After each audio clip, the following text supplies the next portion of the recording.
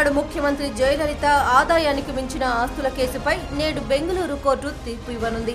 66 కోట్ల రూపాయల ఆస్తులకు సంబంధించిన ఈ కేసు విచారణపై విధించిన స్టేను సుప్రీంకోర్టు మంగళవారం ఎత్తివేసింది.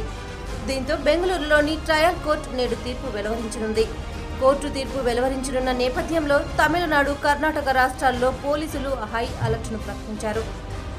తమిళనాడులో సుమారు 1,00,000 మంది పోలీసులను బందోబస్తుకు వినియోగిస్తున్నారు. 1991-96 మధ్య కాలంలో జయలలిత ముఖ్యమంత్రిగా ఉన్న సమయంలో ఆదాయానికి మించి ఆస్తులను కూడబెట్టినట్లు బీజేపీ నేత సుబ్రహ్మణ్య స్వామి 1996లో డీఎంకే ప్రభుత్వానికి ఫిర్యాదు చేశారు.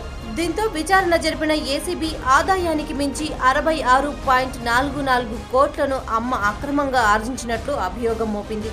ఆ తర్వాత అధికారంలోకి వచ్చిన వెంటనే జయలలితపై చెన్నైలో పారదర్శక విచారణ సాధ్యం కాదని ఓ పిటిషన్ దాఖలు కావడంతో సుప్రీంకోర్టు ఈ కేసును 2003లో బెంగళూరు కోర్టుకు బదిలీ చేసింది.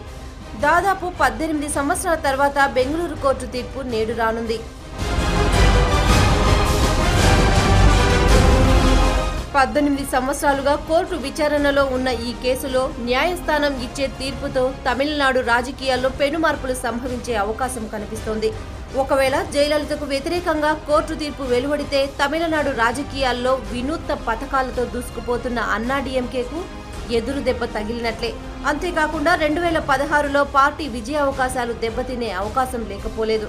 అలా కాకుండా జయలలితకు అనుకూలంగా తీర్పు వస్తే డీఎంకే మరింత బలహీనపడే అవకాశం ఉంది. ఈ నేపథ్యంలో తమిళనాడు ప్రజానీకంతో పాటు దేశవ్యాప్తంగా రాజకీయ వర్గాల దృష్టంతా బెంగళూరు కోర్టు తీర్పు మీదే ఉంది.